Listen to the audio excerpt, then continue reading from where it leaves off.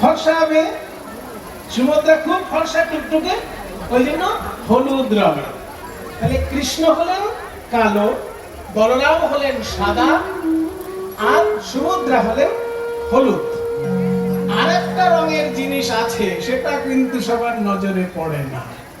কি বলুন দেখি, দেখি কে বলতে পারে? এইখানেই তো মজা।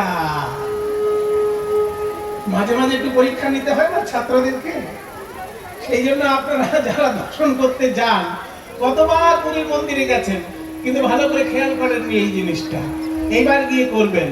জগন্নাথ, বলরাম, সুভদ্রা ছাড়াও ওই আসনেই আরেকটি মূর্তি আছে, তার নাম সুদর্শন চক্র। এইবার দেখুন মনে পড়ছে কিনা। জগন্নাথ, বলরাম, সুভদ্রা, তার সঙ্গে আরেকটা থাকে সুদর্শন চক্র। জগন্নাথ, বলরাম, সুভদ্রাকে যেমন প্রণাম করতে হয়, ওই সুদর্শনকেও প্রণাম করতে হয়।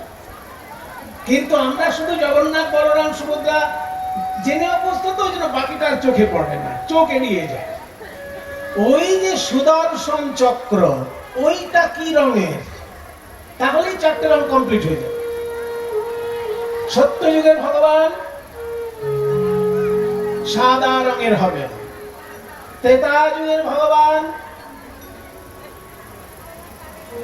লাল রঙের হবেন, দ্বাপর যুগের ভগবান কালো রঙের হবেন। তাহলে আরেকটা রং বাকি থাকছে। ওই যে বললাম জগন্নাথ, বলরাম, সুভদ্রা, জগন্নাথ কালো, সুভদ্রা হলুদ, বলরাম সাদা, আর সুদর্শন চক্রটার রং বলা হয়নি, সেটা হচ্ছে লাল রঙের। সুদর্শন চক্রের রং হচ্ছে লাল রং। এই চারটে রঙেই চারটে যুগের অবতার হয়, এবং পৃথিবীতে যেখানে যত মানুষ জন্মেছে এই চারটে রঙেরই মানুষ পাওয়া যায়। মিলিয়ে নিন এবার। নর্থ পোলে যারা জন্ম নিয়েছেন, যারা পৃথিবীর উত্তর দিকটায় জন্ম নিয়েছেন, সবাই সাদা রঙের হয়। কানাডা, তারপরে ওই সব দেখি বরফের দেশে যেসব মানুষ জন্মায়, সাদা সাদা দেখতে হয় না, হোয়াইট, তারা হচ্ছে হোয়াইট কালার, সেই জন্য সাদা রঙের ফর্সা।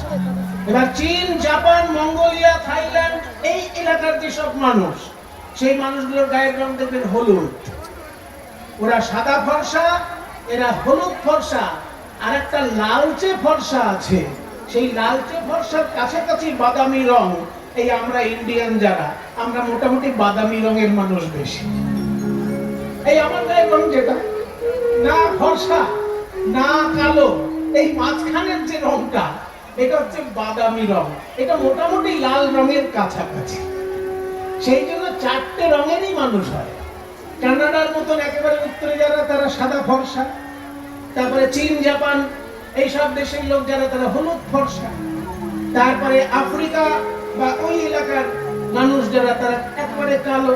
আর এই ভারতের মতো মিডিয়াম কালার যাদের, তারা লালের কাছাকাছি বাদামি রঙের মানুষ। এই জন্য চারটে ভগবানের অবতারের রূপ, আর চারটেও মানুষেরও রূপ। তাই জগন্নাথের মন্দিরে চারটি বিগ্রহের চারটি রং।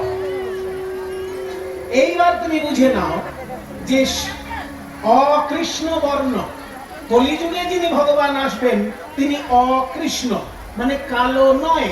তাহলে কালো নয় হলে ওই কালো বাদ দিয়ে যে তিনটি রং থাকলো, তার মধ্যে কোন কোন অবতার হয়ে গেছে সেটা দেখো, যেটা বাকি থাকবে সে রংটাই হবে। সত্য যুগে ভগবানের রং হবে সাদা, ত্রেতা যুগে ভগবানের রং হবে লাল, দ্বাপর যুগে ভগবানের রং হয়ে গেছে কৃষ্ণ। তাহলে সাদা, লাল, কৃষ্ণ, কালো, তিনটে রং হয়ে গেছে। কোন রংটা বাকি থাকলো?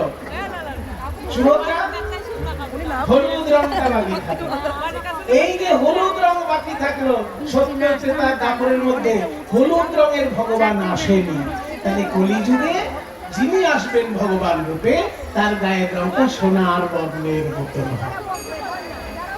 এই জন্য ধরে নেওয়া হলো কৃষ্ণ বর্ণম তৃষা অকৃষ্ণ, যে তিনি সবসময় কৃষ্ণের বর্ণনায় থাকবেন, এটা তার বৈশিষ্ট্য। আর তার গায়ের রং হবে অকৃষ্ণ, মানে কালো নয়। কিন্তু কালো নয় বলে কোন রংটা? লাল, সাদা এবং হলুদ, তিনটেই তো কালো নয়, তার মধ্যে যে দুটো হয়ে গেছে সেটা বাদ দিয়ে হবে। লাল হয়ে গেছে, সাদাও হয়ে গেছে, হলুদ রঙের ভগবান বাকি আছে। তাই কলিযুগে যিনি আসছেন তিনি হলুদ রঙের ভগবান।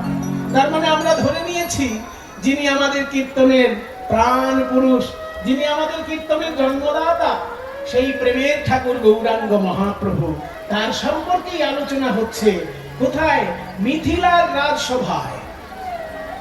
মিথিলার রাজসভায় নিমি রাজা জিজ্ঞাসা করছেন করভাজন ঋষিকে, আর করভাজন উত্তর দিচ্ছেন আগামী কলিযুগের ভগবান সম্পর্কে। তিনি বলছেন কৃষ্ণবর্ণম ত্রিশা অকৃষ্ণম সাঙ্গপাঙ্গাস্ত্র পার্শ্বদম। তিনি সাঙ্গপাঙ্গ সঙ্গে করে আসবেন এবং অস্ত্র পার্শ্বদ তার সঙ্গে থাকবে। এখানে অস্ত্র বলতে কোন তলোয়ার ছুরি ওসব নয়, এখানে অস্ত্র হচ্ছে প্রেম।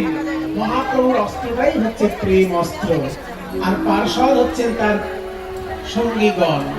তাই কলিযুগের ভগবান সম্পর্কে আলোচনা যখন হলো, কলিযুগের ভগবান কেমন সেটা বলা হয়ে গেল এক লাইনে, আর সেই ভগবানের উপাসনাটা কি সেটা আরেকটা পংক্তিতে বলা হবে। কলিযুগের উপাসনাটা কি হবে?